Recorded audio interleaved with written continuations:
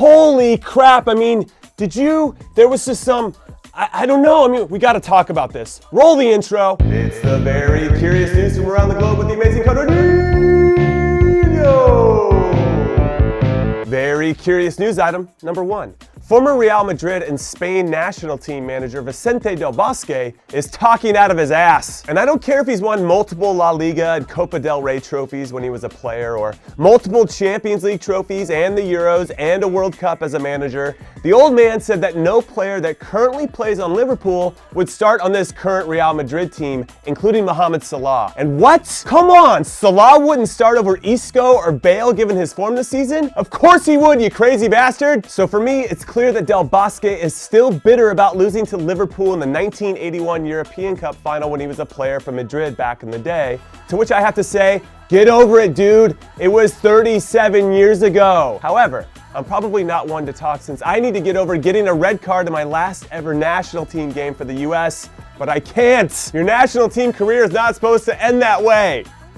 It's supposed to end with you holding a trophy over your head. Though that was only 8 years ago, so he's got 29 years on me, which means, again, get over it, Vincent of the Forest. Let it go. Also, I should mention while we're talking about it, if you haven't seen my Champions League final preview, I'll put the video of it at the end of this one so you can watch it after you're done watching this. You're welcome. And I should mention, in case you missed it on Monday, that I'm making a subscriber wall with all of your beautiful faces for my new World Cup backdrop. So send me some pics of you playing the beautiful game or wearing your team's favorite jersey or whatever it may be to Jimmy Conrad, P.O. Box 398, Fairfax, California, 94978. Do it. Let me make you internet famous. Very curious news item, number 2. Who's gonna manage where? What? Can't we go one goddamn week without any crazy news so I can rest? No, we can't. Which is why I'm talking about Manuel Pellegrini to West Ham, and actually, I like this move a lot. And not because of his success as manager of Real Madrid and Manchester City, though having those accomplishments on his CV will help, especially when it comes to recruiting big names to come play for him with the Hammers, but more because of his time elevating the games of Malaga and Villarreal, who I consider to be like the West Hams of Spain, because they were good but not great, and he made them borderline great. They reached their potential under him, is what I'm trying to say. So if West Ham give him some money to spend so he can reshape the team to his liking, I think he's going to do very well. Though, I have to admit, I'm sad to see David Moyes go because of the jokes, man. That guy's just a walking meme. And then we definitely have to talk about Lucien Favre to Borussia Dortmund because I like this move too. The guy works magic in the Bundesliga and with players in particular. For example, he got Hertha Berlin up to 4th in 2009, which was a huge accomplishment. Then he got Borussia Mönchengladbach's up-and-coming star Marco Reus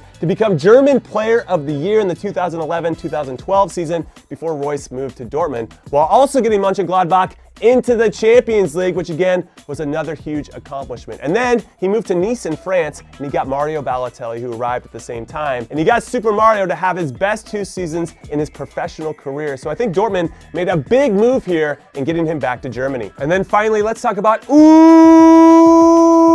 Emery at Arsenal, because I don't think it's the worst move from the Gunners, because the man is an accomplished manager who has won significant trophies. Some with a massive budget, like most recently at PSG, and others with a much smaller budget like he had at Sevilla. But that didn't stop him from winning 3 straight Europa League trophies with the Spanish club, which, given that Arsenal will be competing in the Europa League next season, I think is a great thing. And I'm being honest here, I'm not joking at all, I'm playing this straight down the middle. Arsenal hired a manager that is great at winning Europa Leagues after finishing 3rd or 4th in La Liga, which is one of the top leagues in Europe, so this hire makes perfect sense. That is, if that's the new ambition at the club, finishing 3rd or 4th in one of the top leagues in Europe and trying to win the Europa League.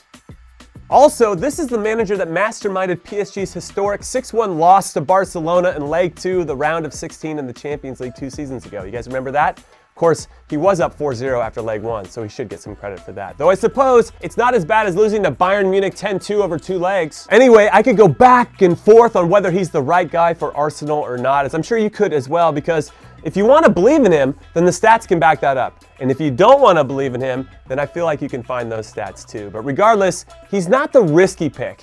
He's the safe one. And I get the sense that Arsenal supporters are tired of playing it safe, that they wanted to reach. Maybe it's Mikel Arteta, maybe it was somebody different, but they wanted somebody that wasn't safe. But maybe I'm wrong. Maybe he'll kill it. Until then, though, I am strictly Emery out until proven otherwise. Very curious news item number 3. The people want my thoughts on the U.S. men's national team roster for these upcoming friendlies. And all I'm gonna say is, we should never call the old guys back in ever again. Now, I thank them for their service, but it is time for them to move on and let the young guys like Christian Pulisic, Weston McKennie, and Cameron Carter-Vickers put their stamp on the team without interference from the old alpha males. And actually, I guess I'll also say this, because I like to talk and can never just make one point, that I am buzzing that the average age of this roster is 22 years old for these upcoming friendlies against Bolivia, Ireland, and especially World Cup bound France, because I want to see what these young guys are made of and where they're going to take this program moving forward. And all right, that's it. That is all I got for now. So hit that like and subscribe and the notifications button, because